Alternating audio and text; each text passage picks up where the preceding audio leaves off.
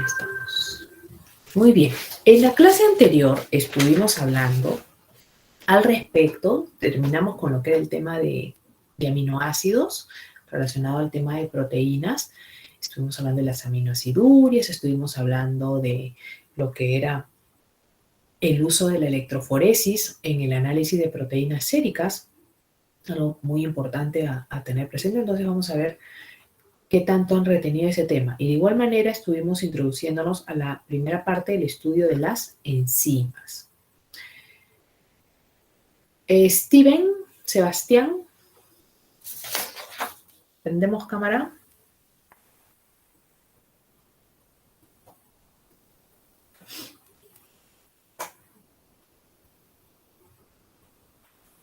Sí, profesora. Prendemos camarita. Ah, ok.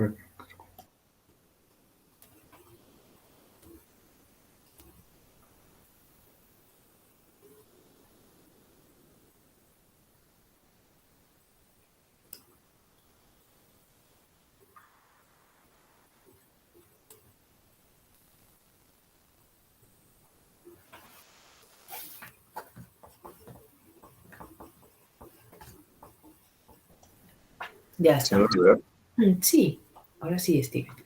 Estuvimos hablando entonces, decíamos, de la utilidad de la electroforesis en el estudio de proteínas séricas, ¿no? ¿Qué proteínas encontramos a nivel, cómo las dividimos a nivel de nuestro suero sanguíneo? Algo que ya hemos visto en la práctica de sangre también en el ciclo anterior, ¿se acuerdan? Ajá. ¿Qué proteínas tenemos allí? Mm, a ver. Ah, la hemoglobina era una, profesora, si no me recuerdo. Pero la hemoglobina en realidad su ubicación es dentro de los eritrocitos, ¿no?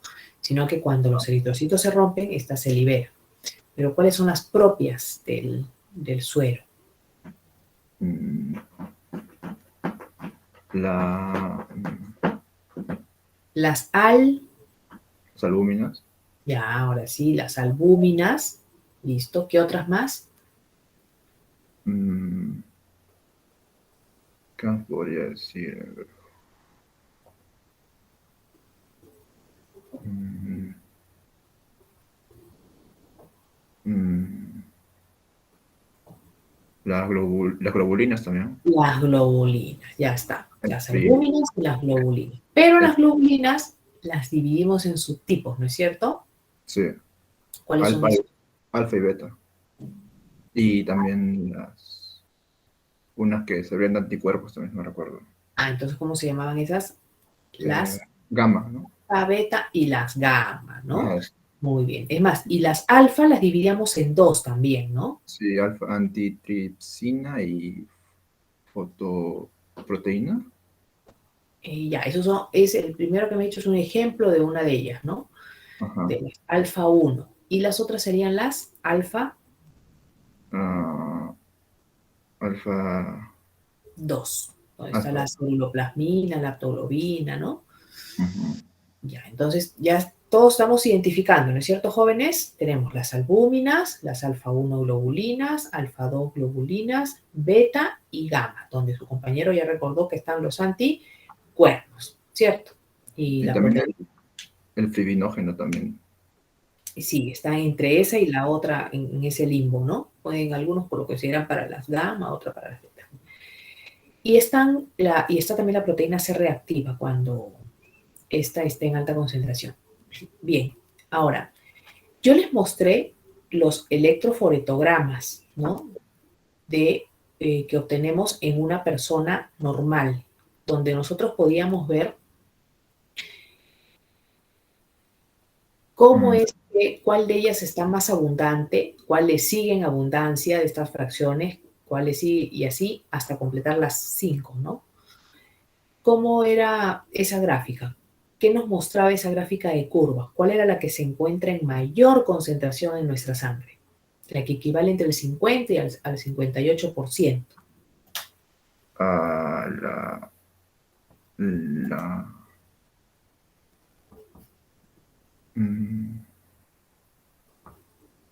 la albúmina.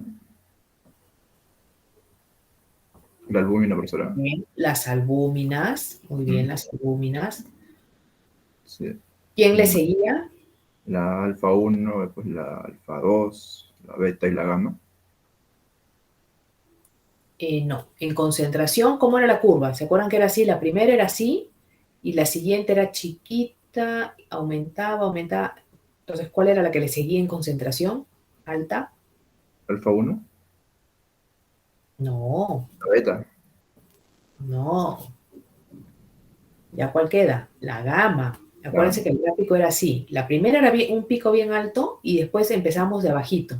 Y recién subíamos. Quiere decir que la que le seguía en altura era esta última, que eran las gamma. Luego, ¿quién le seguía? Las beta. Las beta. Luego, ¿quién le seguía? Alfa 2 y alfa 1. Alfa 2 y alfa 1, ¿cierto? Había mucho Mientras que las albúminas están constituyendo entre el 50 y 58%, las gamma estaban entre 14 y 22, ¿no? Y así íbamos bajando con respecto a las otras. Entonces, eso es importante que ustedes tengan presente. ¿Cuál es el electroforetograma de una persona normal en contraste con los electroforetogramas que podríamos obtener, por ejemplo, de un paciente que está sufriendo por ejemplo, mieloma múltiple, ¿no?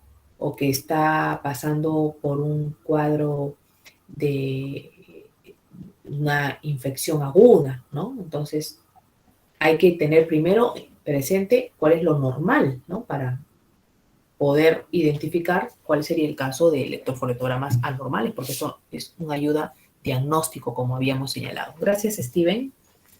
Correcto. Guanacune, Cristabel.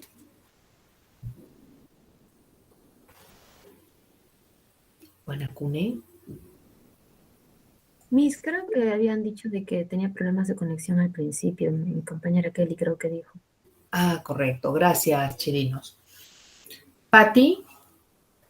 Patti de Los Ángeles, creo, Milagros. Sí, profesora, lo que quería decir era lo mismo que Chirinos, que Cristabel me escribió al privado de que su internet estaba yendo mal y no le estaba dejando acceder a la clase. Ya, correcto. Gracias por avisarme porque ya le estaba considerando. Cierto, cierto. Me dijeron que estaba con problemas. Ya. Gómez Zapana.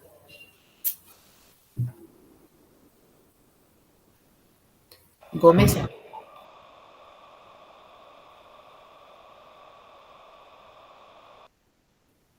Ahí está, Nil. Nil, estuvimos hablando al respecto de las enzimas también, ¿no? ¿Por qué son importantes las enzimas? ¿Qué roles cumplen en nosotros? Uy, las enzimas son demasiado importantes para la vida, ¿no? Por el simple hecho de que va a regular todas las reacciones químicas que ocurren en el organismo, ¿no? La función principal de estas enzimas es que las reacciones químicas naturalmente tienen una cierta duración. Es por ello que la función de estas proteínas, las enzimas, actúan como catalizadores reduciendo el tiempo y la velocidad de la reacción, ¿no? Disminuye más que todo la energía de activación que ocurre, ¿no? Estas proteínas, enzimas, también actúan con diferentes sustratos, se caracterizan por tener un sitio activo, es decir, que son específicas para diversas sustancias, ¿no? O el sustrato. Eso podría decir. Gracias, Nil.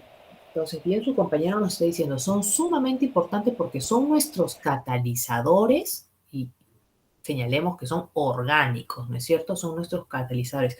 Son las moléculas que aceleran la velocidad de nuestras reacciones químicas, por lo tanto son importantes participantes de nuestro metabolismo, ¿no es cierto? Dos, también nos dijo, regulan nuestro metabolismo, porque ellas tienen una actividad regulable, ¿no? Además que son sumamente específicas. Otra característica que les habíamos destacado es que, aparte de ser específicas, tienen una actividad regulable. Por lo tanto, los procesos en los que ellos participan también son regulados, lo cual es fundamental en los seres vivos, ¿no? Y también hemos dicho que las enzimas son importantes, jóvenes, porque también las podemos utilizar como apoyo en el diagnóstico médico, como estábamos mencionando algunas de ellas, ¿no? Y también en el tratamiento para algunas patologías. Chura.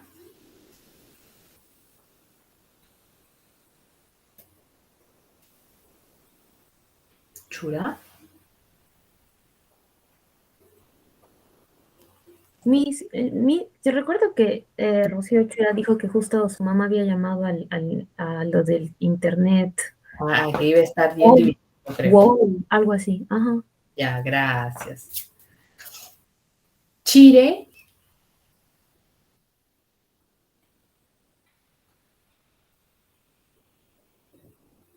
Chire.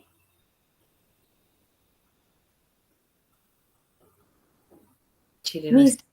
recuerdo que también fue Kelly Chata quien comentó También. ajá, que también está teniendo problemas. No estoy Ya. segura. Entonces, ya que nombraste a Chata, Chata.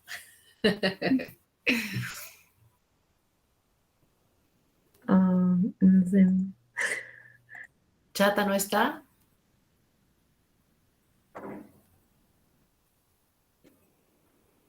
¿No está Chata? Ya, Cintia, a ver. Chirinos. Sí, Prendemos camarita. Estuvimos hablando sobre la especificidad, ¿no? Como una propiedad de las enzimas. Dijimos, las enzimas son sumamente específicas. ¿A qué se debía esa especificidad? ¿Por qué? ¿Cómo así es que eran sumamente específicas? ¿Qué habíamos dicho al respecto? Bueno, recuerdo que en la clase pasada hablamos mucho sobre las clases de enzimas que habían y estaban clasificadas por subclase desde, bueno, y número de orden con respecto a las funciones que podían ser utilizadas dentro de nuestro cuerpo.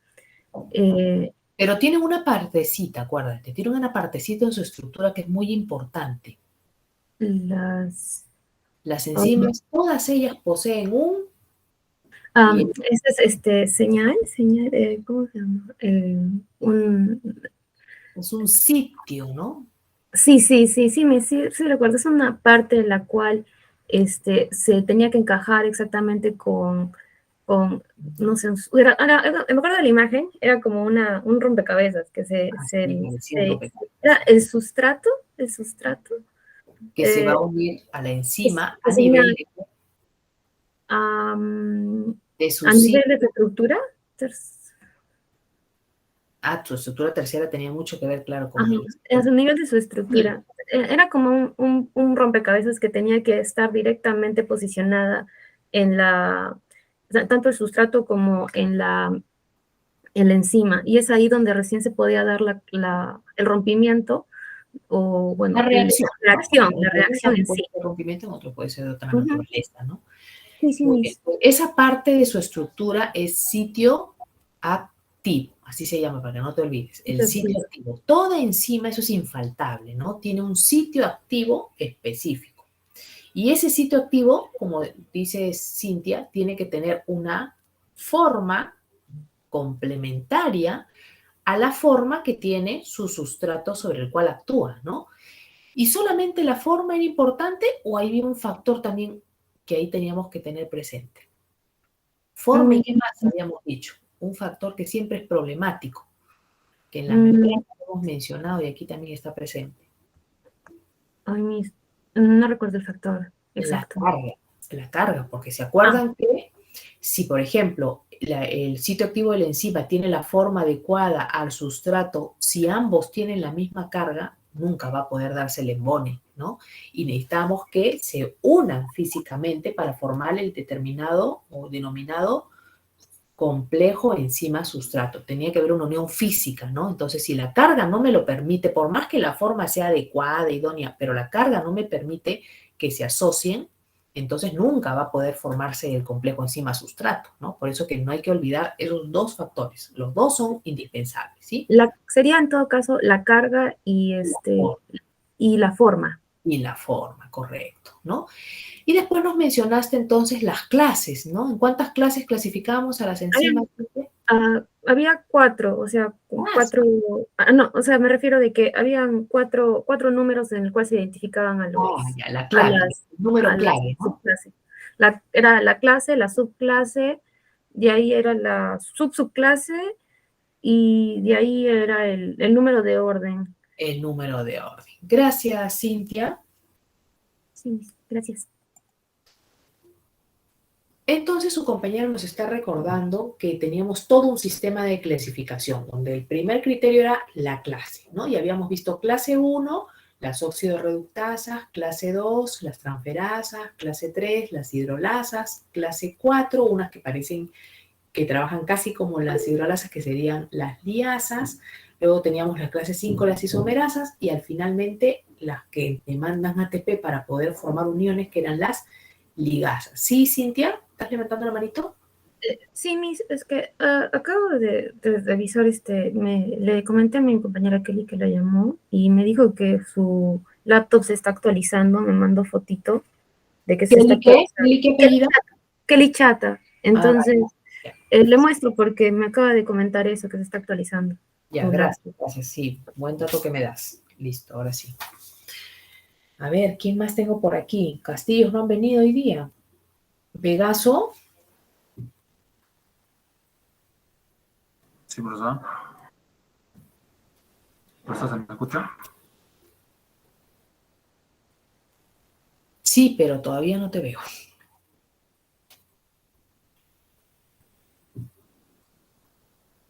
Un momento, o sea que estoy teniendo un problema de red. Y ya, te esperamos, te esperamos.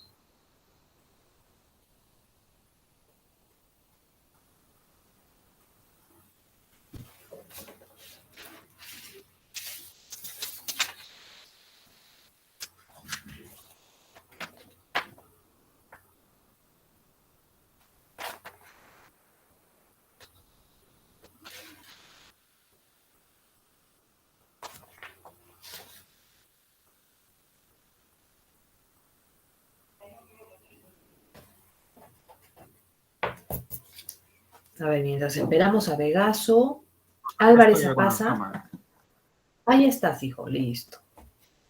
Qué bueno. Habíamos señalado también que las enzimas son catalizadores ¿de qué tipo?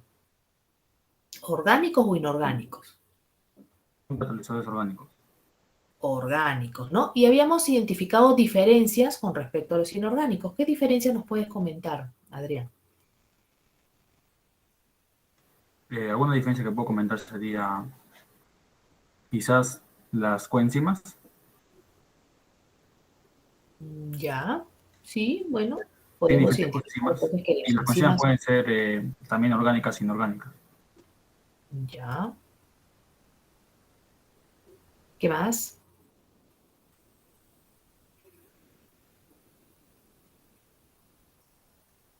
Las enzimas, bueno, su estructura y su constitución de las enzimas orgánicas son diferentes. Porque por ser Correcto. diferentes elementos. Claro, son moléculas complejas, ¿no? Porque por algo Más estamos complejas que las inorgánicas. son complejas, una suma de muchos elementos químicos. En cambio, los inorgánicos son iones por lo general, ¿no? ¿Qué más?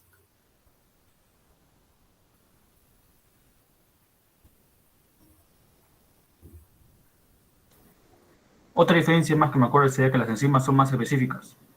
Las enzimas orgánicas son más específicas que pues, las enzimas inorgánicas, que también serían otros, o sea, serían catalizadores inorgánicos, que tienen más variedad de reacciones. Claro, las enzimas catalizadores orgánicos tienen una acción sumamente específica. En cambio, los inorgánicos son inespecíficos. Cualquier reacción nos acelera. Eso es algo importante recordar. ¿Qué más, Adrián? ¿Algo más que recuerdes?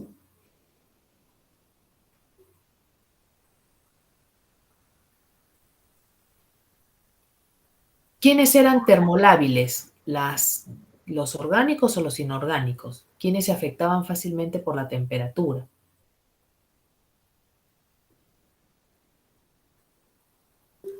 Los inorgánicos. Los orgánicos, las enzimas como son, y como buena parte de ellos son proteínas, recuerden ustedes que las proteínas pueden ser desnaturalizadas con elevadas temperaturas. Entonces, como las enzimas, la mayoría son proteínas de igual manera, y las otras son igual orgánicas, las ribosimas son de ARN, pero igual son orgánicas, entonces también se pueden afectar por la temperatura, ¿no? Entonces hemos visto dentro de sus diferencias la especificidad, su termolabilidad y su eficiencia. ¿Cuáles son más eficientes, Adrián? Lo más eficientes son las enzimas, o sea, las orgánicas. Los orgánicos, ¿no? No por nada la naturaleza los ha elegido como nuestros catalizadores. Gracias, Adrián.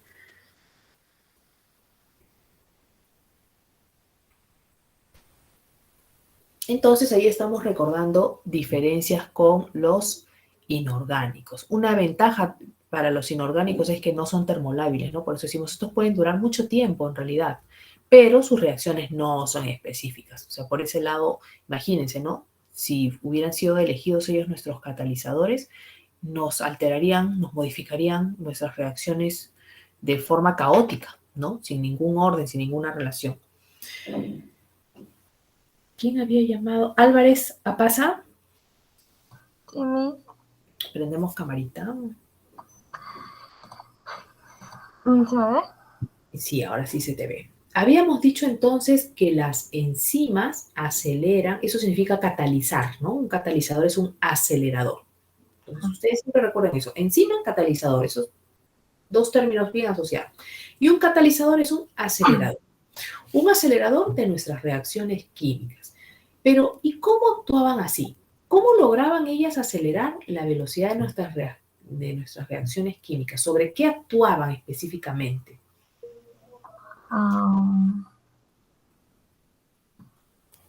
Catalizadores no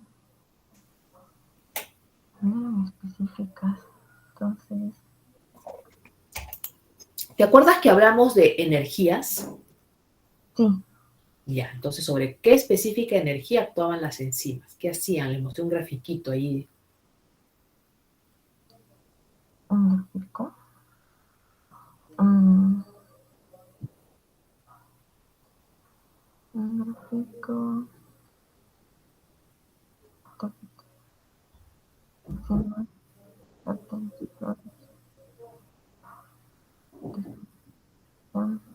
Sobre la energía de activación actuaban, ¿te acuerdas? Y decíamos, a ver, para que recuerdes, Abigail y todos tus demás compañeros, decíamos, las enzimas actúan sobre la energía de activación. Entonces señalamos, toda molécula para ser reactiva, para sufrir alguna transformación, para reaccionar, necesita elevar su nivel energético, ¿no es cierto? Y esa elevación, esa cantidad de energía que debía sumar, es lo que llamamos barrera de activación o energía de activación, ¿sí? Toda molécula, y les mostré, ¿no? Como un sustrato, entonces, un reactante mencionamos todavía. Tenía que elevar su nivel energético para que luego se convierta en producto, ¿cierto? Así les mostré la grafiquita. ¿Y qué pasaba cuando, así, elevar su nivel energético y recién se convertía en producto? Pero, ¿qué pasaba cuando, en la misma gráfica, cuando entraba una enzima a actuar?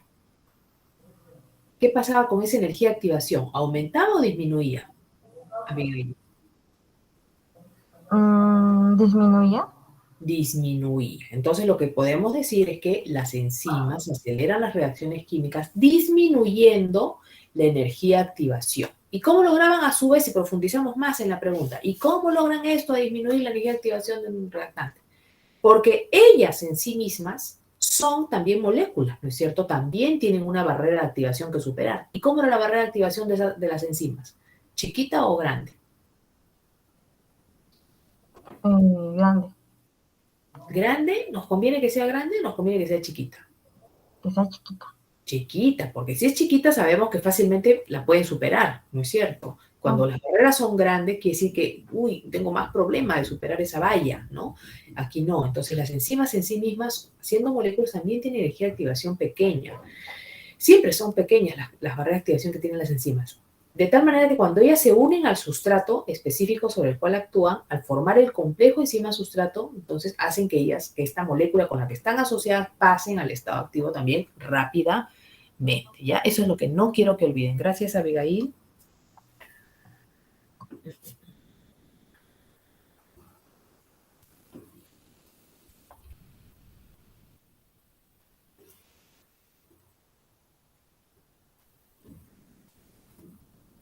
Chura. Chura me dijeron que está con problema de conexión, perdón. Nicole Flores. Sí, me espera un momentito, por favor. Sí.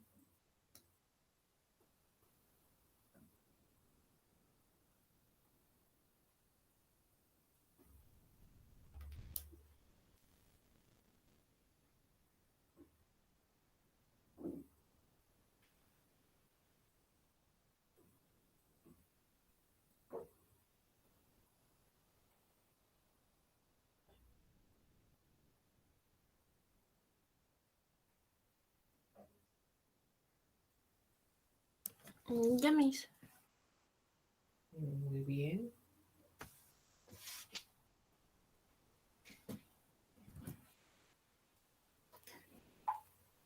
Nicole. Me dirías, porque también mencionamos esto de la constante de equilibrio de las reacciones químicas, ¿no? Y habíamos señalado en clase, habíamos aclarado cómo actuaban las enzimas con respecto a la constante de equilibrio de una reacción. ¿Modificaban la constante de equilibrio de una reacción las enzimas al actuar o no me la modificaban? No la modifica en sí, tan solo la va a acelerar. Hace entonces que se alcance el equilibrio más rápidamente, ¿no? Hace que se alcance el estado de equilibrio más rápidamente, pero no me modifica la constante de equilibrio, porque la constante de equilibrio es ese valor que decíamos, ¿no? Que toda reacción tiene producto del cociente de esa reacción en el equilibrio, en el estado de equilibrio. Y muy bien su compañera Nicole, gracias Nicole, nos está señalando entonces que no, ojo con eso, ¿no? No modifica la constante de equilibrio de la reacción, solamente hace que se alcance más rápidamente, ¿no? Ese estado de equilibrio. Entonces, no olvidar ese detallito. Y a ver, terminamos con Lagos.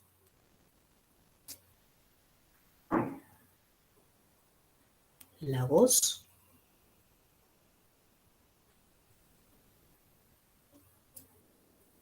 ¿No está Lagos? Sí, profesora. Ahí está Lagos. Sí, sí. Estoy intentando prender la cámara. Correcto.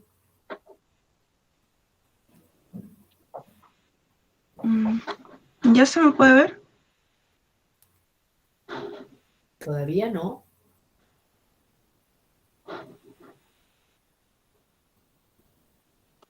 Ahora sí. Ahora sí, Lagos. Sí. Y también estuvimos hablando de las isoenzimas. ¿Qué eran las isoenzimas? ¿Cómo? ¿Qué eran las isoenzimas? En el tema de enzimas terminamos esa clase hablando un poquito al respecto de las isoenzimas. ¿Qué se entiende por isoenzimas?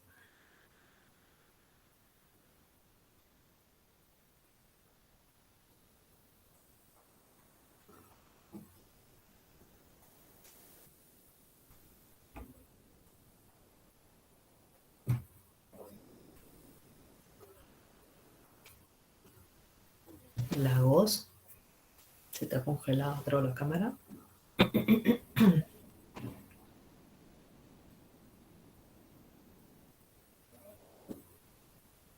Perdimos la señal, Lagos, creo.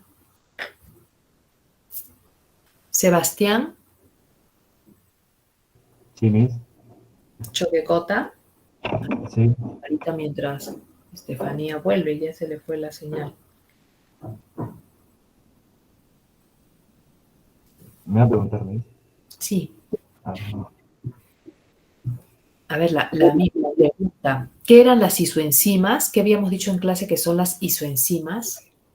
Ya, bueno, se mencionó que las isoenzimas eran en sí, bueno, enzimas que eran diferentes en su constitución, pero que van a catalizar en una misma reacción. Y usted ha mencionado la lactato deshidrogenasa y la creatina fosfoquinasa, ¿no? Donde hay varios tipos, ¿no? Donde la lactato eran de 5 tipos y la creatina, pues, de 3 tipos, ¿no? Y se encontraba en el cerebro, y pulmones, corazón, músculo esquelético y así, varios.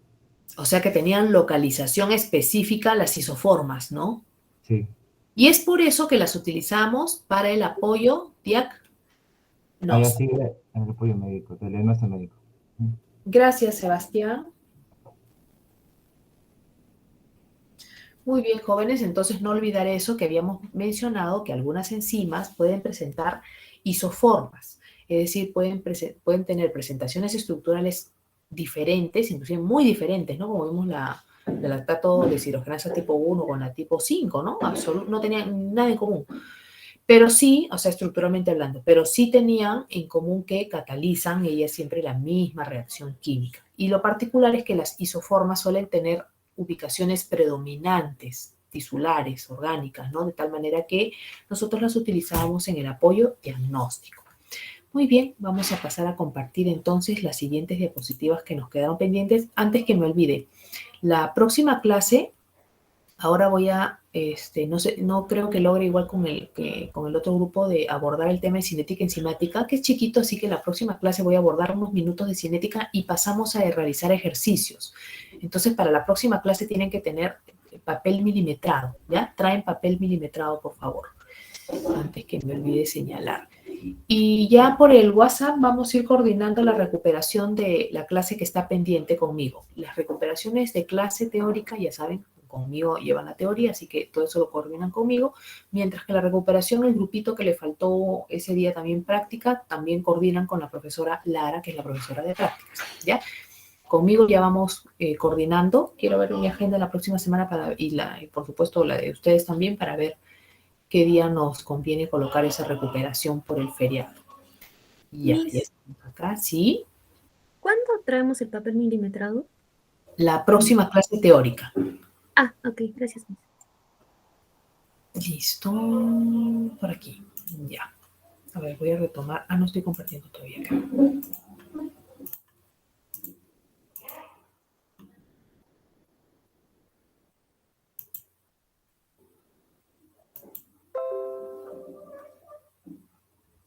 Ya. ¿Ven entonces esta diapositiva? Sí, Miss. Permítame un ratito. Un minuto, por favor.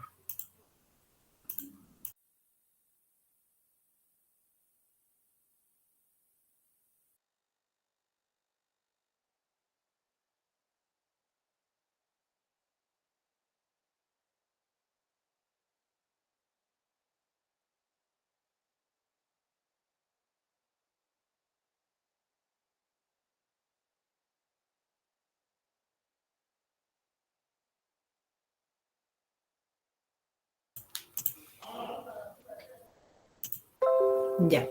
¿Ven la diapositiva?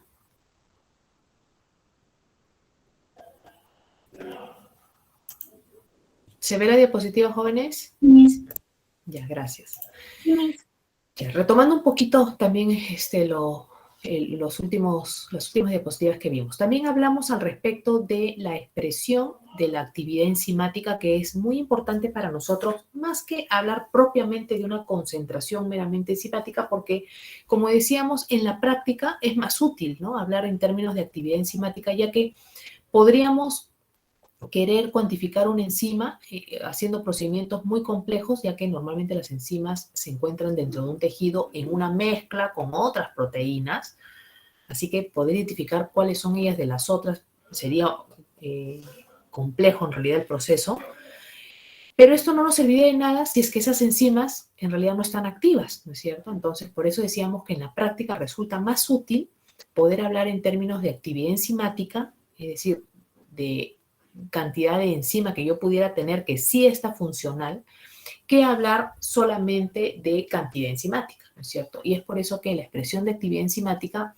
era la de unidades, decíamos, internacionales, que equivale a los micromoles de sustrato transformado en producto por minuto.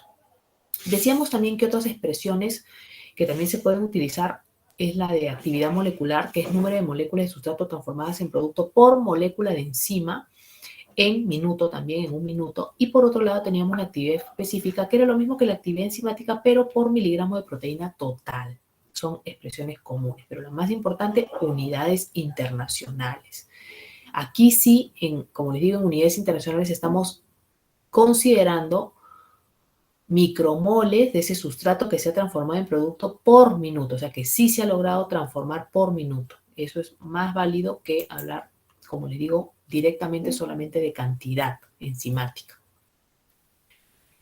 Y aquí están las diapositivas que habíamos revisado al respecto de las isoenzimas. Ahí está el caso de lo que su compañero nos recordaba, el caso de la lactato deshidrogenasa, que tiene 5 isoformas, el caso de la creatinofosfoquinasa, que tiene 3 isoformas, y como decíamos, la tipo 1, por ejemplo, es más abundante a nivel, la tipo 1 y 2 en realidad de corazón, mientras que la tipo 5, por ejemplo, es más abundante a nivel de hígado. Entonces, esa localización diferencial mayoritaria, con mayor tendencia de alguna isoforma en un tejido en particular, es lo que nos ayuda al apoyo diagnóstico de patologías donde esa localización en particular, donde abunda una forma isoenzimática, esté afectada, ¿no? En el caso de la CK, decíamos que la MB, por ejemplo, es la más abundante en corazón, mientras que la BB, la tipo 1, es más abundante en cerebro y pulmones, y la MM en músculo esquelético. Y habíamos estado hablando, ahí nos quedamos, si no me equivoco, con lo que correspondía a las enzimas que son utilizadas como marcadores enzimáticos de apoyo al diagnóstico médico.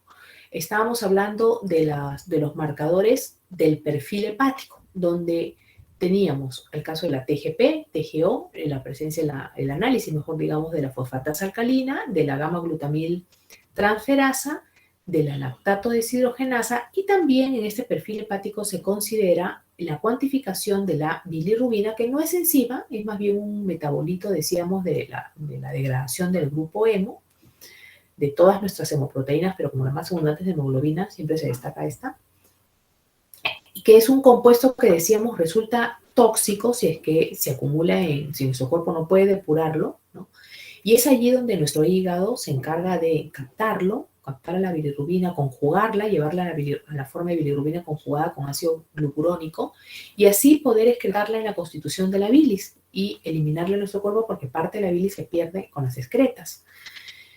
Y es por eso que como en el metabolismo de esta bilirrubina participa el hígado con un papel central, es por eso que también su cuantificación es importante. Había señalado en esa clase el tema particular de las transaminasas, ¿no? Que acá está mencionada la TGP y la TGO como parte del perfil hepático. Les señalé que la TGO es más abundante a nivel de corazón, es un indicador importante a nivel del perfil cardíaco, y la TGP a nivel del perfil hepático. Pero ¿qué sucede y por qué estamos acá colocando también la TGO en lo que es perfil hepático? Porque les decía que a diferencia de la TGP, la TGO es bilocular. Tiene 2 localizaciones, se encuentra tanto a nivel citoplasmático como a nivel mitocondrial. Entonces, en el caso de los hepatocitos, la TGO sí está en las mitocondrias de los hepatocitos, mientras que TGP se encuentra en el citoplasma de los hepatocitos. Entonces, cuando los hepatocitos sufren, cuando nuestro hígado, ¿no?, sufre un daño que solamente va a llegar a causar rompimiento en nuestros hepatocitos, entonces se entiende que la que está citoplasmática allí, que es la TGP, va a liberarse hacia la sangre y va a aumentar sus concentraciones, ¿no? Pero si el daño a nivel hepático es muy profundo, al punto que se llegan a romper sus mitocondrias, sale la TGO de dentro de las mitocondrias y aumenta inclusive más, porque ¿cuántas mitocondrias tenemos por hepatocitos, no?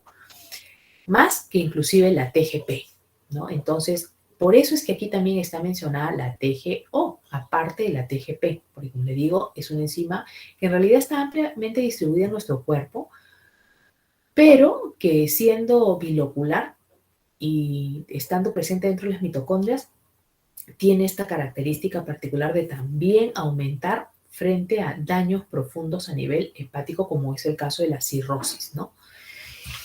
Aquí tenemos algunas imágenes, entonces. Esta diapositiva hace referencia a la TGP. Las transaminasas, en realidad, acá he mencionado solo 2, TGP y TGO, pero son enzimas que se encargan, que participan en el catabolismo, en la degradación de nuestros aminoácidos. Nuestros aminoácidos, en la primera etapa de su degradación, se les tiene que quitar el grupo amino. Y las transaminasas hacen eso, le quitan el grupo amino a los aminoácidos y lo ceden a un cetoácido aceptor bastante común, que es el alfa-cetoglutarato. La TGP es la transaminasa que específicamente trabaja sobre la alanina, o sea, le quita el grupo amino a la alanina, se lo cede al alfa-cetoglutarato, la alanina al perderlo se convierte en piruvato y el alfa-ceto al ganarlo se convierte en glutámico. La TGO, por otro lado, es la que actúa sobre el aspartico y le quita el grupo amino y lo convierte en oxaloacetato, donándoselo ese grupo amino de igual manera al alfa-cetoglutarato, que se convierte también en glutámico. Entonces hacen transferencia, como se dan cuenta, hacen transferencia el grupo amino de un aminoácido hacia un aceptor. Las transaminasas, entonces, hay de varios tipos, porque ¿cuántos aminoácidos tenemos? No solamente tenemos alanina, tenemos aspartato, tenemos otros aminoácidos más, ¿no es cierto? Proteicos que ustedes ya conocen. Entonces, hay transaminasas para casi todos los aminoácidos o hay una específica para casi todos los aminoácidos. Y que esto ya lo vamos a estudiar en el tema de degradación de los aminoácidos justamente. Pero estas dos son las que, como les digo, las hemos destacado por su apoyo diagnóstico, por la ubicación preferencial que tienen.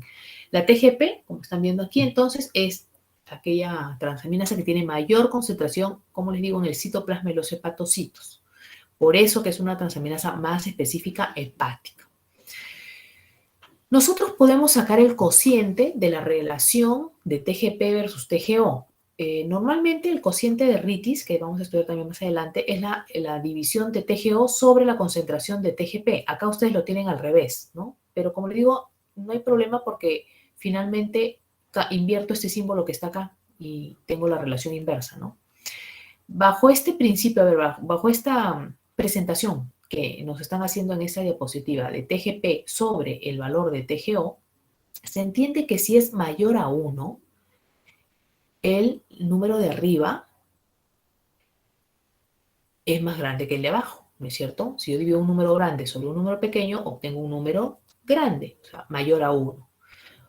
Eso quiere decir que la TGP estuvo más abundante que la TGO, por eso tenía un valor mayor y por eso me da este mayor a 1, ¿no es cierto? Entonces, esta situación es típica de obtener este cociente en el caso de las hepatitis víricas, donde hay una afección por un virus que está causando una inflamación momentánea de nuestro hígado, ¿no? En cambio, si yo saco el cociente de TGP y sobre TGO y es menor a 1, se entiende entonces que aquí para que sea menor a 1, este valor ha sido más alto que el que encontré a nivel del numerador. Entonces TGO ha estado más alta. Las dos han estado altas, pero como le digo, TGO más alta, por eso obtengo menor a 1. Esto ya es de mal pronóstico, ¿no? Porque quiere decir que hasta las mitocondrias se han roto y eso lo vamos a observar en cuadros de daño profundo a nivel hepático, como es en el caso de la cirrosis hepática y en el caso de tumores hepáticos. Congestión aguda del hígado, ¿no?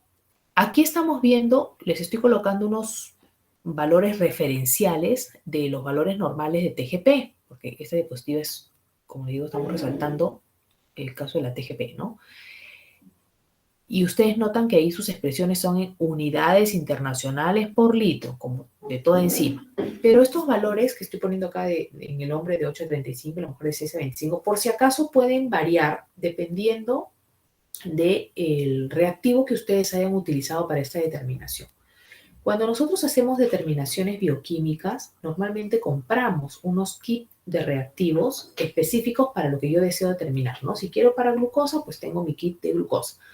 Ahí vienen una serie de reactivos, su estándar y su hojita, que le llamamos inserto, donde viene el detalle de cómo debo preparar mis tubos, cuánto el reactivo A, cuánto el reactivo B, cuánto del suero, ¿no?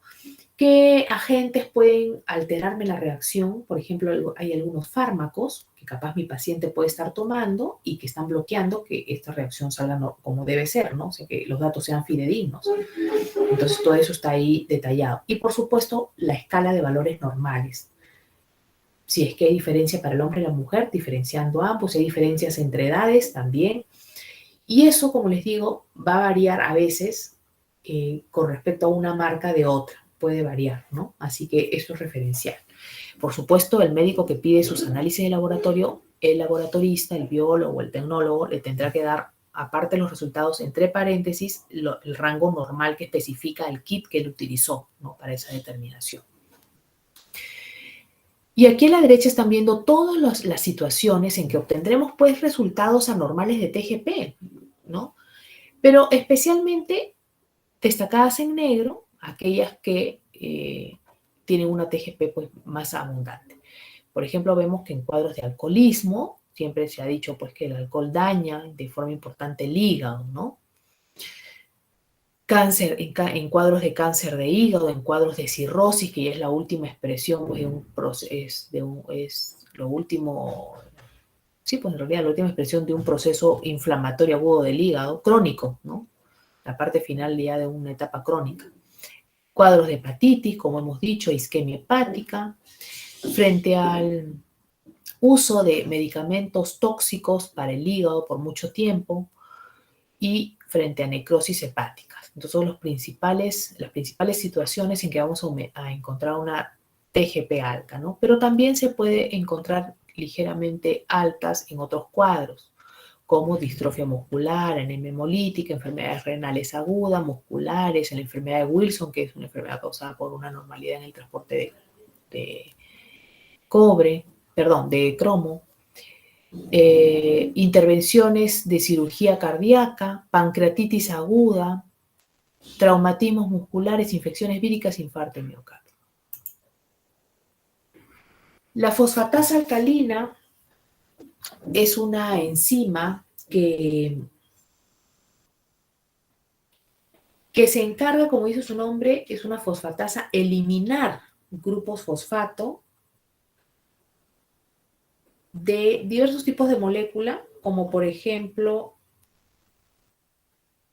proteínas, nucleótidos, entre otras.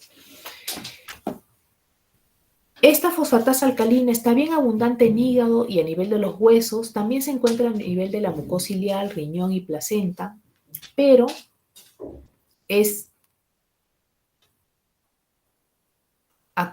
acompaña su cuantificación a las determinaciones de las otras enzimas que también son hepáticas, de tal manera que si todas ellas están aumentadas, entiendo que el hígado está afectado. En cambio, si solamente está aumentada la fosfatasa alcalina y no están las otras enzimas del perfil hepático, vamos a pensar más bien que su otra fuente es la que está generando ese aumento de concentración en sangre, ¿no? Huesos.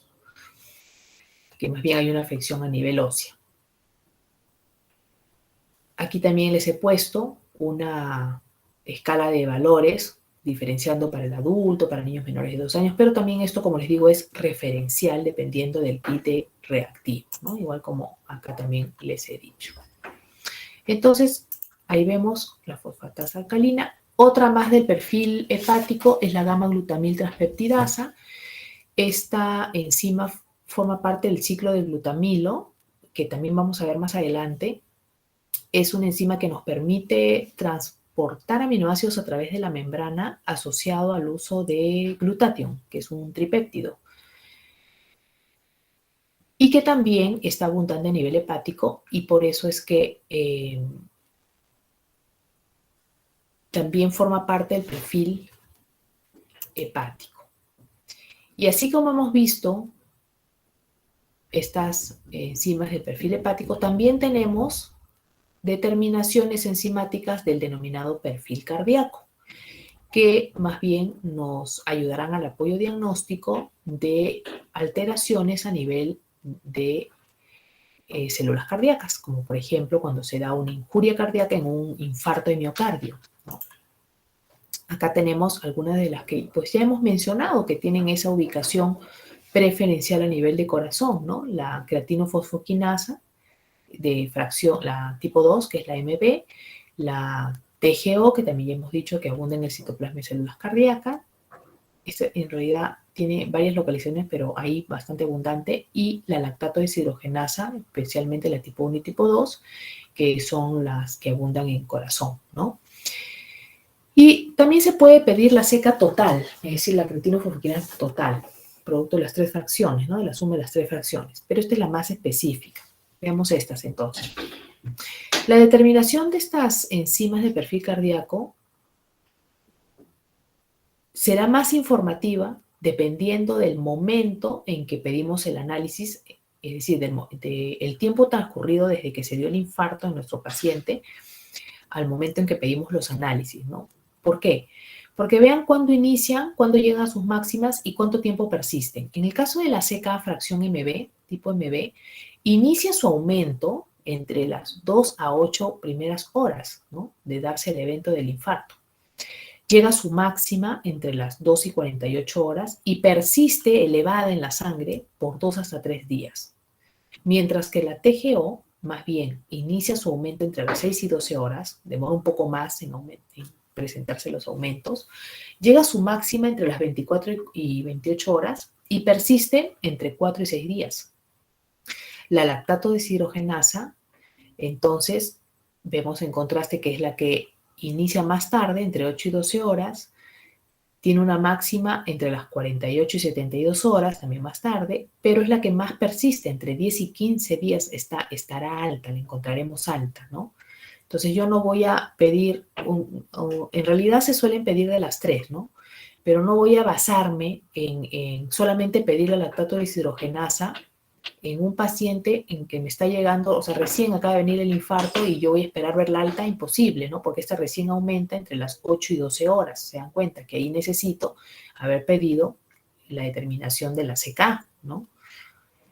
Ahora, si estoy haciéndole un seguimiento de evolución a mi paciente, claro, dependiendo de en qué día le estoy haciendo el pedido de análisis, yo podría ya estar, ¿no? Si han pasado varios días, como acá en el caso de la lactato deshidrogenasa, digamos, unos 10 días, yo podría estar pidiendo el análisis de la LDH, ¿no? Porque sé que todavía estará alta.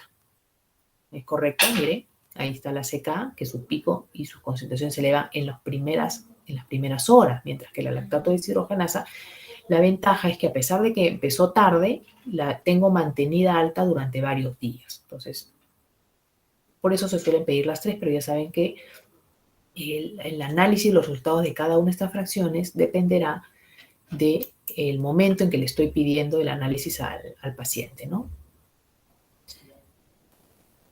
Veamos lo que corresponde a los niveles de organización enzimática. Existen diferentes niveles de organización enzimática. Está el caso de las enzimas libres de las vías, por ejemplo, el caso de las enzimas de la vía glicolítica, el caso de las enzimas que forman complejos multienzimáticos y el caso de las enzimas que forman sistemas enzimáticos. Algunas enzimas, entonces, pueden encontrarse libres en el citoplasma sin necesidad de estar unidas físicamente entre ellas o sin necesidad de estar inmersas formando parte de alguna estructura celular en particular. Sí, ese es el caso, como les vuelvo a señalar, de las enzimas de la vía glicolítica. La hexoquinasa puede estar separada de la aldolasa y la mutasa, como normalmente están, ¿no? Cada una están libres en el citoplasma y actúan en el momento en que se les requiere. No hay problema. La vía sí se va a desencadenar. En cambio, las enzimas que forman parte del complejo ácido graso sintiasa tienen que estar unidas entre ellas. Las enzimas que participan de la vía de síntesis de los ácidos grasos, como ven acá, todas ellas se encuentran unidas entre ellas. Es más, constituyen 2 unidades idénticas, o sea, las tengo por doble copia cada uno de esos 8 componentes, solo que la subunidad 1 está en una posición inversa al orden en que estas mismas se presentan en la subunidad 2, están al revés, si se dan cuenta, ¿no? Y unidas ambas subunidades por puentes sulfidrilos, o sea, disulfuros, ¿no? Noten ese detalle. Acá la vemos como un todo, ¿no? Unidas entre ellas.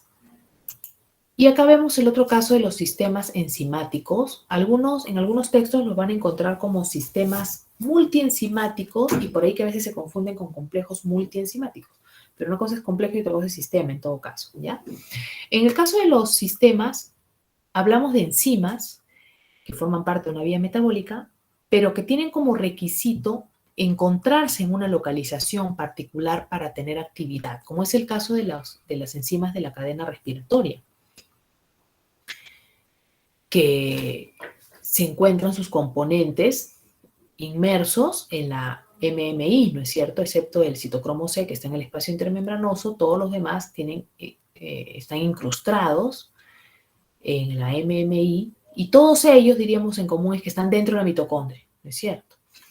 Hablamos, ¿se acuerdan en el tema en el ciclo anterior, cuando hablamos de apoptosis, ¿se acuerdan de que cuando el citocromo C se escapaba por la activación de moléculas proapoptóticas que generaban poros en la membrana mitocondrial y se nos escapaba el citocromo C, ya esa mitocondria no puede realizar la respiración, ¿no? Porque estamos perdiendo el componente citocromo C. Ya no se puede realizar el proceso que la cadena desencadenaba o desempeñaba de manera normal. Y es por eso que esta es una etapa sin retorno del proceso de apoptosis, ¿no? Una vez que se pierde el citocromo C. Entonces vemos la importancia de la presencia de los respectivos componentes de una vía metabólica dentro de una estructura celular. ¿Se acuerdan que también hablamos de los lisosomas que albergan enzimas, ¿no? En ese caso, por ejemplo, las enzimas, habíamos dicho, cuando la célula, el lisosoma estalla, las enzimas hidrolíticas todavía mantenían su acción hidrolítica, ¿no? Y podían ir rompiendo estructuras celulares de la misma célula y hasta, si rompían la membrana celular, extenderse a dañar células vecinas, ¿no? Ahí no veíamos esa situación, por ejemplo, que acá sí estamos viendo, en el caso de los sistemas enzimáticos, para generar un contraste. Mencionamos también que las enzimas, al ser moléculas orgánicas, pueden sufrir desnaturalización igual pues que las proteínas. Y son los mismos factores los que pueden afectar su estructura nativa, entonces. ¿Cuál es? El calor, o sea, los cambios de temperatura. Su exposición a pHs extremos, su exposición a solventes orgánicos o a detergentes y jabones, y su exposición a soluciones salinas o que tengan mayor fuerza iónica, porque los iones, por ejemplo, se van a llevar, van a traer más el agua y van a dejar a las moléculas de proteínas y de este tipo enzimáticas sin moléculas de agua que las rodee como para mantenerse separadas, por eso se precipitan y se desnaturalizan. Entonces también la fuerza iónica, el medio en que los coloquemos a nuestras enzimas, también es un factor que puede causar desnaturalización.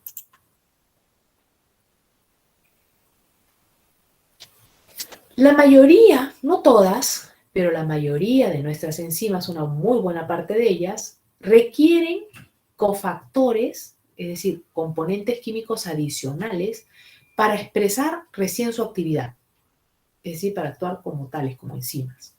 Estas enzimas tienen nombre propio, se llaman apoenzimas. Y cuando ya están con su cofactor unidas, quiere decir que ya van a tener actividad, se denominarán holoenzimas. La holoenzima, por tanto, es la forma activa de una apoenzima cuando ya se le unió su cofactor, como ustedes ven aquí, ¿no? Ahí está la fracción netamente proteica, enzimática es esta, y acá está su coenzima o su cofactor, y acá está su sitio catalítico, su sitio activo. Entonces, tienen un cofactor, ¿no? Algunas pueden tener coenzima y pueden tener otro tipo de cofactor, como por ejemplo un cofactor inorgánico, sí, también. Entonces, ¿qué son los cofactores? Los cofactores son ese componente adicional, ¿no?, que requieren las apoenzimas para pasar al estado de holoenzimas. Y pueden ser iones metálicos, o sea, pueden ser inorgánicos como iones metálicos, entre los cuales está el hierro, cobre, magnesio, zinc, manganeso, sodio, potasio, el níquel, el molibdeno, el azufre, el calcio, como que también hay otros que serán de naturaleza orgánica. Pero en el caso de los orgánicos, los vamos a clasificar en grupos prostéticos o coenzimas. Entonces se llamarán grupos prostéticos aquellos que se unen de forma fuerte a su enzima, de manera covalente, entonces no se separan de la enzima. En cambio, las coenzimas son aquellos cofactores que se unen de forma laxa a su enzima y que por un proceso, por ejemplo, de diálisis se pueden separar fácilmente. ¿Quiénes son grupos prostéticos? Tenemos al FAT, tenemos al FMN, al TPP y al PLP. FAT es la abreviatura de flavina, adenina, dinucleótido. Ya lo hemos mencionado en el tema de nucleótidos del semestre anterior a estos compuestos. FMN igual, flavina mononucleótido. Son nucleótidos ambos y derivan de la riboflavina, que es una vitamina. TPP es pirofosfato de tiamina, es la forma activa de la tiamina, de la vitamina B1, entonces la vitamina B2, vitamina B. PLP es piridoxalfosfato, que es la forma activa de la piridoxina, vitamina B6.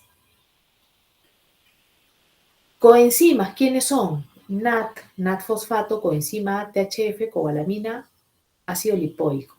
¿Quién es NAT? Nicotinamida, adenina, dinucleótido. Acá tenemos a nicotinamida, adenina, dinucleótido fosfato. ¿Qué son? Derivados del ácido nicotínico, también del complejo B. Coenzima A, derivado del ácido pantoténico, también ácido pantoténico, vitamina B5. Tetridofolato, también vitamina hidrosoluble. Cobalamina, vitamina B12. Y el ácido lipoico, que no es vitamina. Pero si se dan cuenta, todos estos son derivados vitamínicos, la gran mayoría excepto el ácido lipoico, todos son derivados vitamínicos. Y los otros, los inorgánicos, también pueden ser cofactores. Entonces, notamos a este respecto la importancia de las vitaminas y los minerales para que nuestro metabolismo permanezca óptimo. Porque de nada me sirve que yo haya nacido con una constitución genética para mis enzimas respectivas óptima, es decir, no ha habido mutación, mis enzimas se han podido sintetizar de manera normal en mi cuerpo, si es que yo no le doy a esas enzimas que requieren su respectivo cofactor, que requieren su respectivo derivado vitamínico, que requieren su respectivo mineral, no le doy ese componente. No va a poder actuar, es como que no la tuviera la enzima. Entonces, ¿cuántas enfermedades son causadas en realidad por un origen de una mala alimentación, ¿no? De que yo no les he dado a mis principales reguladores metabólicos su componente necesario para que éste tenga una óptima actividad, ¿no? Tan fácil como eso, algo que pudimos haber cuidado tan fácilmente, ¿no? La alimentación. Y sin embargo, a veces no lo hacemos. Y luego vienen las enfermedades. Entonces, a cuidarnos. En esta diapositiva de la derecha inferior están viendo entonces algunos ejemplos de enzima y su cofactor inorgánico que requiere. Por ejemplo, la citocromo oxidasa requiere cobre. También requiere el hierro, igual que catalasa y la peroxidasa. La enzima piruvato quinasa de la vía glicolítica, al igual que la hexoquinasa, requieren de potasio, magnesio, la glucosa fosfatasa de magnesio, arginasa y la nucleótido reductasa, manganeso, molibdeno, la dinitrogenasa, la ureasa requiere níquel, la glutatión peroxidasa importante para las detoxificaciones de nuestro cuerpo, selenio y zinc, la anhidrasa carbónico, la alcohol deshidrogenasa y la carboxidasa A y B, que ya hemos hablado de ellas. Exopeptidasas, ¿no? Entonces, aquí vemos varios oligoelementos, ¿no? Y esto destaca cómo es que, lo que decíamos, ¿no? Los oligoelementos se requieren en pocas cantidades en nuestro cuerpo, pero eso no quiere decir que no sean dispensables, ¿no? Todo lo contrario, son indispensables porque ya ven que muchas de nuestras enzimas los requieren. Está claro entonces que buena parte de nuestros cofactores derivan de vitaminas del grupo de las hidrosolubles, ¿no? Buena parte de ellas del grupo B encima. Tenemos aquí una tablita donde ustedes pueden observar enfermedades carenciales que se generan por deficiencias vitamínicas de estas vitaminas que son importantes para nosotros. Por ejemplo, bueno, el caso de la vitamina C, ya hemos dicho que se requiere para las hidroxilaciones y es por eso que el colágeno que tiene hidroxiprolina y hidroxilicina para su óptima síntesis requiere, por supuesto, vitamina C. La enfermedad carencial por su deficiencia es el escorbuto, que no es lo mismo que las aftas, ¿no? Que a veces confundimos esos términos, ¿no? El escorbuto es una enfermedad más compleja, en realidad, que cursa con anemia, debilidad y también alteración a nivel de las encías. La deficiencia de tiamina, el beriberi, ya que esta Vitamina participa como coenzima de descarboxilasas de enzimas que transfieren grupos aldehídos. Estamos con ahora. Estamos bien. La riboflavina, constituyente, dijimos, del FAT, del FMN, sus enfermedades carenciales están relacionadas con dermatitis y lesiones en las mucosas. La niacina, derivada del ácido nicotínico, constituyente del NAT y del NAT-fosfato, enfermedad carencial, la pelagra. Ya hemos dicho que se requiere para la formación de triptófano y por eso da la pelagra, que es la enfermedad de las DEX, demencia, diarrea y dermatitis, ¿no? Que ya lo mencionamos en la clase anterior también. El ácido pantoténico es constituyente de la coenzima A, que es a su vez un constituyente de la acetilcoenzima A, por mencionar uno nada más, y que es un intermediario importante metabólico energético, ¿no? Recuerden que piruvato se iría a convertir en acetilcoenzima A para luego entrar al ciclo de Krebs, la respiración, ¿no? Entonces no nos extraña que haya fatiga dentro de las enfermedades carenciales y trastornos del sueño también asociado al cuadro. Piridoxina, vitamina B6, importante porque constituye el cofactor, por ejemplo, las transaminasas, entre ellas la TGP y la TGO que acabamos de hablar, ya que cataliza la transferencia de grupos amino, como hemos mencionado en ese caso. Sus enfermedades carenciales están relacionadas con depresión y anemia. Ácido fólico participa en la transferencia de grupos carboxilo. Enfermedad carencial, anemia megaloblástica, que da. La cobalamina participa en la transferencia de grupos metilo, genera su deficiencia, anemia perniciosa. Y la biotina participa en reacciones de transferencia de grupos carboxilo, enfermedad carencial, fatiga y dermatitis.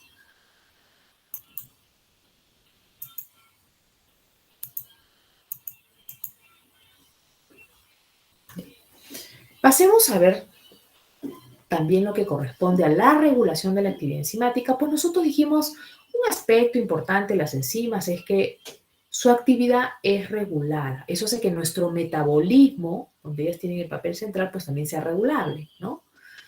Una característica principal de los seres vivos, ¿se acuerdan? Entonces, ¿cómo puede regularse la actividad enzimática, la actividad de una enzima? De varias formas, dependiendo de la enzima. Algunas, por ejemplo, su mecanismo de regulación es regulando la cantidad de la enzima sintetizada. Es decir, si yo necesito poco de su producto, pues mi cuerpo sintetiza poco de esa enzima para que satisfaga la baja necesidad que tengo, ¿no?, de su producto. En cambio, hay otras que tienen otros mecanismos de regulación. Por ejemplo, se pueden sintetizar a la enzima de manera inactiva y activándola solamente cuando sea necesario. Es decir, activándola mediante pequeñas modificaciones estructurales, que pueden ser reversibles o irreversibles, haciéndola pasar al otro estado, que puede ser activándola o inactivándola en realidad, ¿no?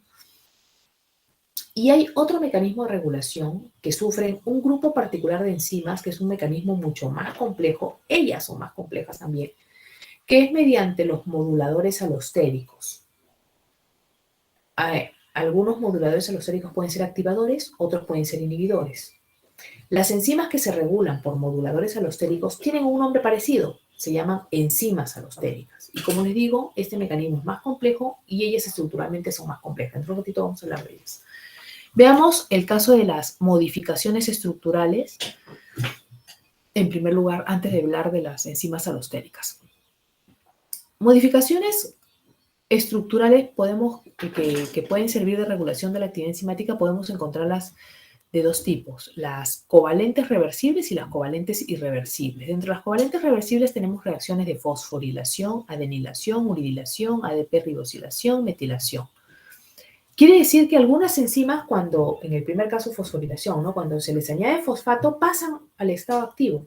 O hay otras que más bien cuando se les añade fosfato pasan al estado inactivo. Ese es el caso, por ejemplo, de las enzimas principales reguladoras del metabolismo de glucógeno. La glucógeno fosforilasa, que es la primera enzima de la degradación del glucógeno, se activa cuando se le añade fosfato. Mientras que la enzima de la vía antagónica, la primera enzima de la vía antagónica, que sería la vía de síntesis, ya no de degradación, sino de síntesis, cuando se fosforila se inactiva. Entonces, miren lo particular de esto, ¿no? Una misma señalización química que fue fosforilar proteínas, entre ellas estas enzimas, causó que por un lado la vía de de degradación de glucógeno mediante la activación de su primera enzima, ¿no? La glucógeno fosforilasa se active a la par que la fosforilación en la vía antagónica está causando la inhibición de la antagónica. Lo cual es lógico, ¿no? Porque si yo estoy necesitando que mi glucógeno se degrade, es porque seguramente no estoy ingiriendo la cantidad de glucosa por dieta y necesito movilizar mis reservas para mantener mi glicemia normal, ¿no? Entonces necesito que mi glucógeno se rompa, liberando las glucosas hacia la sangre y que esta glucosa llegue a todos mis tejidos. No me serviría de nada que a lo que mi glucógeno se está degradando se vuelva a resintetizar. ¿No es cierto? O sea, que también esté activa la vía de síntesis, ni hablar, no tendría producto neto, ¿no? Todo lo que está liberando mismo se está reensamblando, ni hablar, no serviría de nada. Por eso es que se dan cuenta cómo trabaja nuestro cuerpo tan inteligentemente, ¿no? Que la misma señal química me está activando una enzima y a la otra me la está bloqueando para poder obtener lo que realmente requiere. Maravilloso nuestro cuerpo cómo actúa. Y así como esta reacción de fosforilación, que es una de las más usuales, es uno de los más usuales mecanismos de regulación, también hay otros, ¿no? Como les decía acá, adenilación, urila, se le puede añadir nucleótidos, entonces sí. Se puede metilar también, donde el donante de grupos metilo suele ser la molécula de SAM, que así se le abrevia, el tío SAM, ¿no? Bueno, corresponde a S-adenosilmetionina, donde ven que gracias a esta S-adenosilmetionina, esta enzima ya quedó con grupo metilo en su estructura, se metiló. Otras modificaciones covalentes, pero que más bien son irreversibles, a diferencia del grupo anterior que sí son modificaciones químicas reversibles, es el caso de lo que vemos en los simógenos, donde los simógenos son enzimas que nacen de manera inactiva. O sea, cuando yo hablo de simógenos, esa es la forma inactiva de estas enzimas, que luego que sufren fragmentación, al eliminárseles ciertos residuos aminoácidos, recién pueden adoptar un plegamiento tal que ya les permite pasar al estado activo. Aquí tenemos especialmente a nuestras proteasas digestivas, por mencionar algunos, ¿no? Hablo de pepsina, tripsina, quimiotripsina, pero estas nacen entonces, o la elastasa, nacen como simógenos. Entonces, ¿cuáles son sus simógenos? De la tripsina, sería la tripsina, la forma activa, su simógeno inactivo sería el tripsinógeno. Miren cómo la terminación del nombre ya me está recordando que es un simógeno, ¿no? Quimiotripsinógeno sería la forma inactiva, o sea, el simógeno de quimiotripsina, y quimiotripsina yo ya la obtendría una vez que fragmenté a quimiotripsinógeno, ¿no? Como ustedes pueden ver en este caso, es otra proteasa, la tripsina, que ya está activa, la que me puede activar a esta proteasa diferente, que sería el quimiotripsinógeno. Pero ¿y cómo activé tripsina? Tripsina, que nació también como sinógeno, como tripsinógeno, necesitó de la activación por el corte de la enteropeptidasa, que le liberó estos residuos aminoácidos de su estructura y recién le permitió, ¿no?, pasar a su estado activo. Una vez que tripsina está activa, como ven aquí, puede activarme a otras proteasas como quimiotripsina, ¿no? Y así. En el caso de pepsina, sabemos que pepsina más bien, desde su forma inactiva de pepsinógeno, se activa también por fragmentación por el proceso de la exposición al ácido clorhídrico. Esto ya lo vamos a repetir y ver un poquito más detallado en nuestra clase de nutrición, donde vamos a hablar de la digestión de las proteínas y de otras biomoléculas y macromoléculas en nuestro cuerpo más adelante. Pero aquí ya vamos teniéndolas presentes. Y ahora pasemos a ver el otro sistema de regulación que era más complejo, les dije, que es el caso de los moduladores alostéricos. Las enzimas que sufren esta regulación, les dije que son las llamadas enzimas alostéricas. Las enzimas alostéricas, todas son proteínas con estructura nativa cuaternaria. Quiere decir que todas ellas están constituidas por varias cadenas. Dicho de otra manera, son oligoméricas. Estas pueden tener uno o más sitios activos, aparte de tener los sitios reguladores. Entonces, los sitios reguladores son los sitios donde el modulador alostérico se les va a unir regulándole su actividad.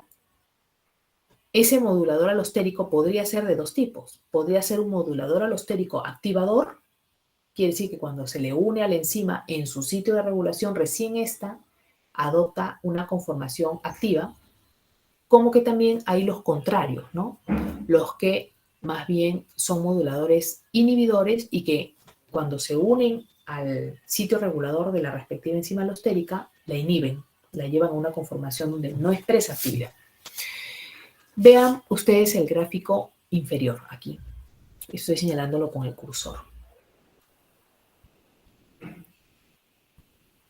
En este caso estamos viendo el sitio regulador, donde se une su modulador alostérico, y en celeste el sitio catalítico, o sea, el sitio que tiene el sitio activo donde se unirá el sustrato respectivo con el cual actúa esta enzima, ¿no? Sobre el cual actúa esta enzima. Entonces, noten que en este ejemplo, recién cuando llega el modulador activador, en este caso sería activador, ¿no? El modulador alostérico activador, y se une a su respectivo sitio dentro de la estructura de la enzima, que es el sitio regulador, genera un cambio conformacional en la enzima, donde ya el sitio activo cambia de conformación y ahora sí tiene la forma necesaria para que pueda interactuar con el sustrato y se dé la reacción. ¿Sí? Hay otros que más bien cuando se unen, el sitio sí estaba visible y adecuado al sustrato, pero cuando llega el inhibidor, lo modifica, lo lleva hasta esta forma y no deja que se dé la reacción, ¿no? Eso sería un modulador negativo inhibidor. Les mencionaba que estas entonces enzimas pueden estar constituidas por varias cadenas. Se ha visto que en algunos casos, en una misma cadena puede tener varios sitios activos y sitios reguladores, o algunas enzimas alostéricas tienen en una de sus cadenas su sitio catalítico y en otra de sus cadenas que la constituye, porque son oligoméricas, como les he dicho, puede tener su sitio modulador, su sitio regulador, su sitio de unión al modulador alostérico. Esas variantes se presentan en estas enzimas, ¿no? Ahora, también se señala que las enzimas alostéricas entonces pueden tener dos conformaciones diferentes, la conformación R de relajada y la conformación T de tensa. La conformación R viene de relajada, vuelvo a señalar, es la conformación en la cual la enzima alostérica sí expresará actividad. En cambio, la conformación tensa no expresa actividad catalítica, como se ve en la imagen superior. Miren acá. Acá ya se le unió el modulador alostérico. ¿Y qué ha pasado? Se une y el sitio activo adopta la forma correcta para que el sustrato se pueda unir. Entonces, esta es la forma relajada, donde la reacción sí se da. En cambio, en el caso de la derecha, se ha unido un modulador inhibidor que a lo que se unió modifica la forma del sitio activo, donde el sustrato ya no tiene la forma igual complementaria para que se pueda unir, ¿no? Decimos que ha adoptado la conformación T, que no favorece, como les digo, a la reacción enzimática. Como ven en la gráfica inferior, estamos viendo una gráfica de cinética enzimática donde vemos el efecto de la modificación de la concentración del sustrato con respecto a la velocidad de una reacción enzimática, pero de una enzima alostérica. El resultado de lo que ustedes están viendo allí es una gráfica sigmoidal, ¿no? Es una S, ¿no? Sigmoidal. Todas las demás enzimas que no son alostéricas tienen una gráfica de velocidad versus concentración de sustrato diferente. Todas en ellas encontramos la denominada hipérbola rectangular, que más o menos sería así, ¿no? Ascendente, ascendente, ascendente, y luego viene una meseta, meseta, meseta, meseta. Eso sería lo común para una enzima normal. Pero las enzimas alostéricas tienen una cinética diferente con respecto a este factor, de tal manera que ya no veo una hipérbola rectangular, sino lo que veo es sigmoidal. Una gráfica sigmoidal obtenida aquí, lo que nos está señalando es una reacción de cooperatividad que vamos a encontrar en estas enzimas. Es decir, que la unión de uno de sus sustratos a su sitio activo va a estimular, ¿no? Va a influenciar sobre la unión de los otros sustratos, que puede tener varios, como les dije, al sitio activo. O sea, favorece, ¿no? O sea, tiene una acción cooperativa. Puede estimular que la unión de los otros sustratos se dé más rápido. Esto es algo muy propio entonces de este grupo de enzimas. Como ven, estamos destacando nuevamente que tienen una estructura muy particular. Todas tienen estructura cuaternaria. Todas tienen de este grupo, además de su sitio activo, un sitio regulador. Y en estas podemos encontrar dos conformaciones, ¿no? R y T. Y aparte, señalamos que tienen una cinética diferente al resto, sobre todo viendo pues, el factor concentración de sustrato sobre la velocidad enzimática. Nosotros vamos a, en la siguiente clase, tocar el tema de la parte de cinética enzimática. Vamos a evaluar esos factores, cómo normalmente afectan a una enzima común, del común denominador, vamos a decir. Ya no vamos a abordar las alostéricas, sino el grueso de las enzimas. Y vamos a hacer gráficos, como les dije, para que ustedes fortalezcan mejor cómo es ese efecto de estos factores. Esa parte de la enzimología que se encarga de estudiar aquellos factores que pueden modificarnos la velocidad de una reacción enzimática y cómo es que la afectan, es el área de la cinética enzimática que, como les digo, trataremos en la próxima sesión. Así que no se olviden de las hojitas milimetradas para esa parte. Y también tocaremos otros ejercicios de proteínas, como ya les dije. Sigamos. Nosotros podemos identificar que hay fármacos que justamente actúan, que nosotros consumimos frente a determinadas condiciones patológicas, para que actúen como inhibidores de las enzimas, de ciertas enzimas, ¿no? Gracias al conocimiento de la importancia y las reacciones que catalizan específicas enzimas es que nosotros hemos podido introducirnos, ¿no?, a este desarrollo de fármacos y que nos van a ayudar a mantener nuestra buena salud, actuando ellos como inhibidores de específicas enzimas.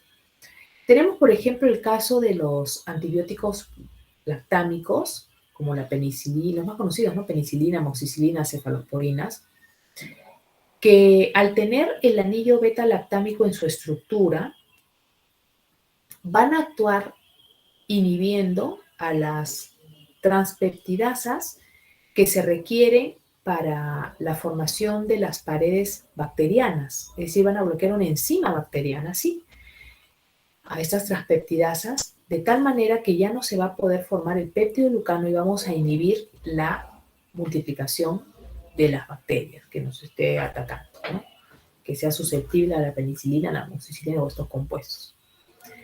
Hay otros casos donde más bien utilizamos inhibidores de nuestras propias enzimas, como es el caso de los inhibidores de la enzima de la conversión de la angiotensina, ACE, o también abreviado como ECA, que justamente, ¿no?, esta enzima ha sido bastante importante y mencionada en la actualidad por el tema de que era el punto de unión del COVID a nuestras células, ¿no? Pero bueno, acá estamos hablando del inhibidor de la enzima de la conversión de la angiotensina. Como se entiende por su nombre, estos inhibidores van a bloquear la conversión de la angiotensina 1, que acá están viendo en el gráfico, a la angiotensina 2. Estas enzimas participan junto con la renina y la aldosterona en la regulación de nuestra presión sanguínea. Entonces, angiotensina 2 es un fuerte vasoconstrictor, entonces tiene una acción hipertensora, ¿no? Y es por eso que nosotros lo que vamos a querer en el caso de pacientes que sufren de presión alta es bloquear, ¿no?, que se llegue a dar esta conversión, que se llegue a formar la angiotensina 2. Y es por eso que utilizamos a los inhibidores de la enzima de la conversión de la angiotensina para que este paso no se dé y así poder equilibrar un poco mejor la presión sanguínea de estos pacientes y que no pues hayan mayores complicaciones. Entonces acá hay dos mecanismos diferentes, ¿no?, uno sobre enzimas bacterianas que es beneficioso para nosotros, para protegernos de agentes bacterianos, y por otro lado, también para recuperar nuestra buena salud, en caso particular de ser hipertensos, el consumo de inhibidores de enzimas propias nuestras, como es el caso del captopril, enalapril, lisinopril, que seguramente si alguien tiene algún pariente con cuadro de hipertensión, sabrá que estos son los fármacos que consume, ¿no? Y en realidad la hipertensión es una situación muy común, igual que la diabetes y la hipercolesterolemia en nuestra sociedad, así que hay que cuidarnos mucho de eso. Bien, hasta aquí. ¿Alguna pregunta, jóvenes?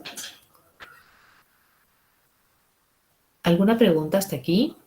La próxima clase, como les dije, vamos a terminar de abordar, ya cerramos el tema de enzimas con cinética enzimática, que son pocas diapositivas en realidad, y ya pasamos a los ejercicios, tanto de proteínas como de cinética enzimática. ¿Sí, Flores Yupanqui? Sí, disculpe, mi compañera le había dicho que me iban a